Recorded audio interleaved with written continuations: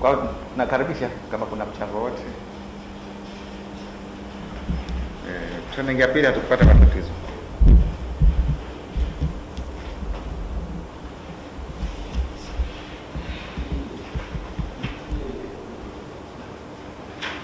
First page, kuna mtu ana observation yoyote anataka kusema chochote?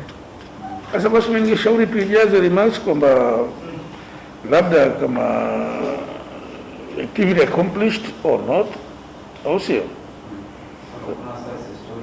Kama kuna any success story nataka kwa nini tusiache blank hivi. That was my observation. Labda kwa maelezo zaidi. Ambayo iko peji ya kwanza na ya pili. Iko peji ya kwanza na ya pili nasema conduct joint fact finding missions. Tumeona hapa imefanyika hii ambayo involve 5 staffs kuongoza na 5 staffs kutoka working group members. Mimi nilikuwa naomba kama inawezekana baada hii kuna some sort ya report kidogo kwa other working group members tukiweza kupata ambacho kimepatikana kule katika hicho ambacho kimeenda kufanyika. Just report kidogo tu kwa kinaweza kutumiwa. Sio nifahamu hali sasa. Ilikuja. Watu wakachangia sana. Wala. Labda sikupata hii. Yeah, basi nadhani itakuwa labda tuende na upande wa pili tushare katika document labda. Asante. Capacity assessment ina umuhimu wake mkubwa sana. Unajua ni kujitathmini jumuiya zetu. Na wakati mwingine jumuiya yetu sisi ilipata wakati fulani funding kutokana na assessment report. Sababu tukapata grant ilikuwa ni shida gani, lakini substantial amount of money ya kuweza ku-upgrade zile gaps ambazo zimeonekana kwenye. Sasa hii nahisi registration sioni kama ina ubaya registration, lakini tungalifikiria labda kama ni kuzungumza na pact. Hii mshamaliza, lakini mungetafuta maoni ya wengine. Mimi ningalisema hii hata kama time hii haitoshi, muda haupo kutokana na hii pandemic, lakini kwa sababu ninaelewa mimi capacity need assessment, ukishapata consultants kwenye civil society wenyewe, NGO wenyewe, whatever you call it, ni watu kama hawa, kama hivi tulio hapa, ni viongozi wale jumuiya, na kuweza kuwa convene kama hivi ni possible. Kwa sababu ya pandemic hii, naona kama tunaweza kufanya mkutano huu hapa. Nikiongea kati nyinyi mnaongea kwa mpati ile nilikusudia kuongea.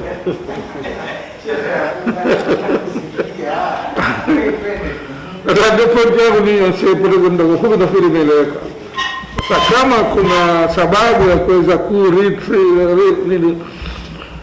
tukairudisha hii activity, naona ni very paramount importance. Ni hilo la wazo langu. Ni concern sawa, lakini hii ni miongoni mwa activity ambayo pact walifanya kwa ajili ya CSOs za mainland. Walimtafuta consultants wakapita katika zile working group, kwa sababu ilikuwa ni assessment kwa ajili ya hii working group zetu. Sasa walipofanya ile assessment, wakadevelop ile report, wao wakasema kwamba haikuwa na tija katika data driven, kwa sababu huu mradi ni kwa ajili ya data driven. Kwa hiyo ilikuwa haikuleta tija, kwa sababu zaidi ilizungumzia mapungufu tu ya zile asasi. Sasa katika mradi wa data driven, ikawa katika zile engagement ambazo sisi tunazitaka, ikawa kama haina tija. Sasa sisi wakatushauri, wakasema kwa vile nyinyi mna kitu ambacho kinahitaji kufanyiwa assessment ambayo ilikuwa ni ile re-registration, ili tuweze kwenda kwenye engagement katika suala la re-registration. Wakatushauri basi ombeni kuzihaulisha hizo fedha, kwa sababu mwanzo iliwekwa tu kwamba joint fact finding itafanywa kwa shilingi milioni 1, lakini katika utekelezaji ikaonekana kunahitajika sasa kufanya assessment, kuona sasa hii Zanzibar katika re-registration imefika katika status gani, imefika katika hatua gani. Kwa hiyo wao wakatushauri kwamba tuziombe zile fedha ili zije katika upande wa re-registration, ili tuweze kutengeneza kitu ambacho kitakuwa ni engagement katika serikali. Hiyo ndio ilikuwa elimu yao, na tumefika pahala tukakubaliana katika ile hatua na tukafanya ile assessment ya re-registration, na tukapata ripoti, tukaona hali, tukawaita wadau kuwaeleza kwamba hii re-registration challenge yake hizi, na kwa hivyo ikawa imekubalika. Kwa hiyo kiufupi, wao katika mabadiliko kwamba activity hiyo tayari imefutwa na fedha zake zimekwenda katika kufanya assessment ya re-registration. Na observation kama mbili. Nafikiri tumeanza kufanya shughuli mbalimbali, na ukiangalia kwenye comment utaona kwamba kuna baadhi ya shughuli ambazo zilikuwa pending kwa sababu ya hilo tishio la COVID-19, lakini naona kwa hali inavyoendelea na kwa mujibu wa takwimu, naona ndio tumeanza kufungua shughuli kidogo kidogo, ingawa kwa tahadhari moja hiyo. Kwa hivyo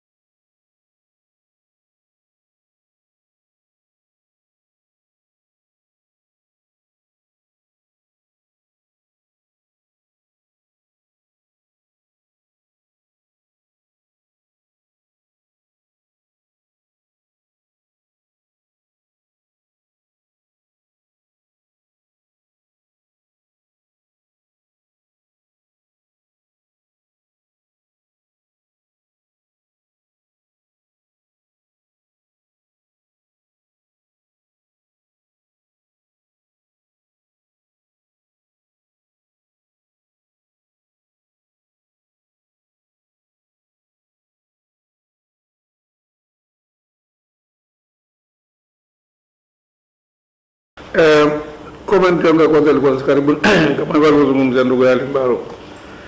Unajua mambo yashaanza kufunguka kidogo, Mwenyezi Mungu ajalie aondoke ili tuweze kufunguka kabisa. Sasa kwa yale ambayo kama sisi tunaweza kulifanya hili leo hapa na Mwenyezi Mungu ajalie tulimalize vizuri, wa vina mengine tuendelee nayo haya. Sasa jingine lazima nitaka nipate sort of elaboration ya modality tutakao kuifanya hii activity ya training network members on human rights monitoring, documentation and reporting. Kwa sababu kwa hivyo ninavyoiona hii human rights concept of human rights is a broad, is very broad concept. Sasa tunataka kufanya sisi monitoring yake vipi? Tunataka kutrain angalau kupata highlight tu, sipata training kabisa hapa, lakini highlight. Na kama hivyo inaweza kama labda ninavyofikiria mimi, basi we plan when are we going to conduct it. Wazo liko nilo. Kwanza nipate hiyo ABC tunachokusudia kukifanya, na B kama hivyo nafikiria labda kwamba it's so easy, so conducive tukifanye mradi vipi au kuna yote hasa ya wito ambayo tutaangalia hizi activities ambazo tutazifanya, tupange kwa wote tutazifanya vipi. Iko alienda huko karibu na mwisho ni kwamba kwa mradi ilikuwa imelengwa kwamba sisi working group angalau tupate taaluma kidogo juu ya masuala ya human rights monitoring pamoja na reporting na documentation pamoja na report, sisi working group, ili tuweze kutumia taaluma ile kama working group kwanza, lakini vile vile katika zile taasisi zetu ambazo tunafanya kazi, ambazo takriban sote tuna mambo haya maana tunayafanya.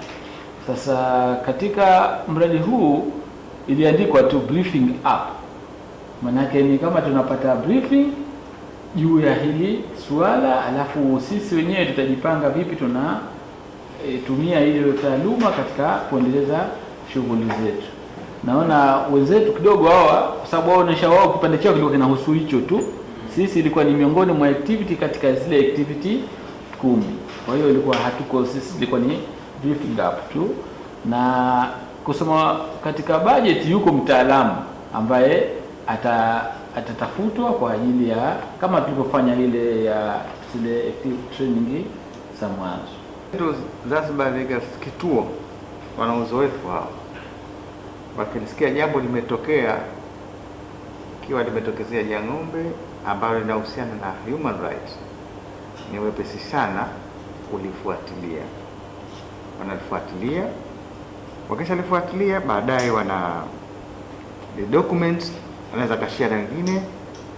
Baadaye kunakuwa na utaratibu wa kuandika reports za kila mwaka. Nafikiri kituo ukisoma ripoti lao ile kubwa wanaitoa siku fulani, mtu fulani ilifanyika hichi na hichi na hichi.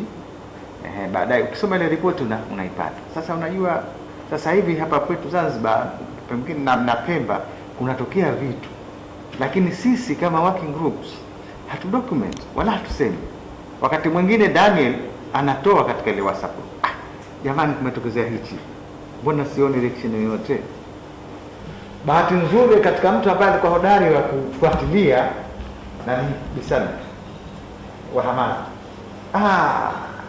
yeye likianza tu basi anasema ngojeni sasa nitakupeni angalau brief ya hili jambo, na kweli baada ya muda anatuletea kwenye WhatsApp au kwenye Facebook, kuna hichi na hichi na hichi kimetokezea, hichi na hichi na hichi, polisi sharifiwa ni nani, bedali ananihaje bana, endeleeni kufuatia tujue tutaishiaje. Sasa ili kukaa silence kimya wakati sisi ni watu tuna defend, tunashirikiana na masuala ya human rights, kidogo inakuwa sio vizuri. Tutaanza gap kwa widi, angalau basi tupate training, tujue tujipange vizuri jinsi ya kufanya na kupata documentation and how to report.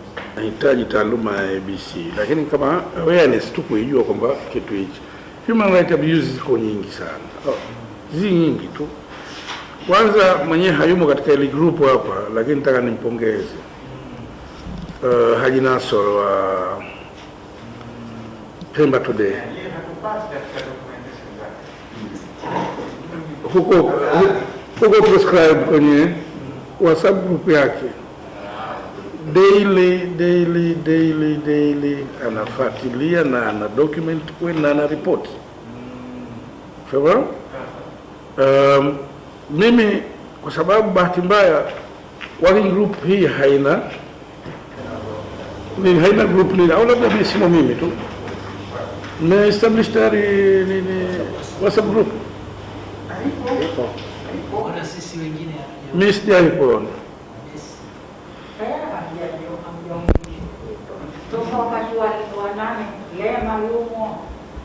Nasemaje? Tumeita Zanzibar working group. Zanzibar working group mimi sijaiona. Kuna Sabiti, kuna Bwana sasa msiele nini kwa sababu kwa nifute mimi. Ile director mistake. Lakini working group sio kwema. basi jabidi labda nani. Kwa sababu mimi hii kama nini mngeweza kuikua copy tu ile ya nini ya Pemba Today. Iko latest daily, anafuatilia mahakamani au abuses zimetokea mitaani huko. Mimi nasema Haji ana watu wengi sana kusema kweli. Sasa ana monitor, yani ana report, ana document, ana report kabisa, anafuatilia hasa. Sasa kama tunaweza kupata na yeye akatuingiza kwenye group lake, mimi sipilikuwa, lakini aliniingiza tu, sikuwa naona tu tayari iko online na yeye. Sasa lakini kama hatupati hiyo, mimi akila atakapotuma ile naweza nikiingia kwenye group naweza kuiforward. Na kwa kweli pamoja na ripoti zote anazoshughulikia, lakini human right abuse anaisimamia sana.